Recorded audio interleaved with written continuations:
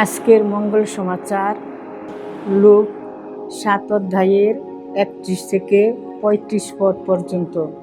কাজেই কার সঙ্গে আমি এই যুগের মানুষের তুলনা করব? তারা কাদের মতো?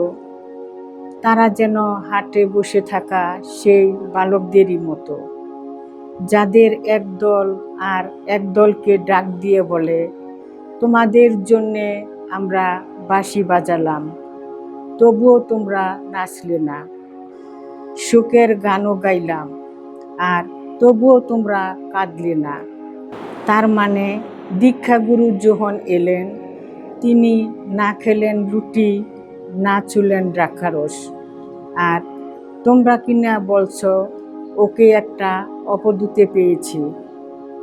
মানব পুত্রও এলো, সে কিন্তু আহারও করল, পানও করল, আর তোমরা কিনা বলছ ওই দেখো একটা পেটুক, একটা মাতাল, যত করগ্রাহক আর পাপীর বন্ধু। আসলে ঐশ্ব প্রজ্ঞার পথে চলে যারা, তাদের সকলের আচরণই তো ওই প্রজ্ঞা সার্থক বলে প্রমাণিত হয়। প্রভুর মঙ্গল সমাচার।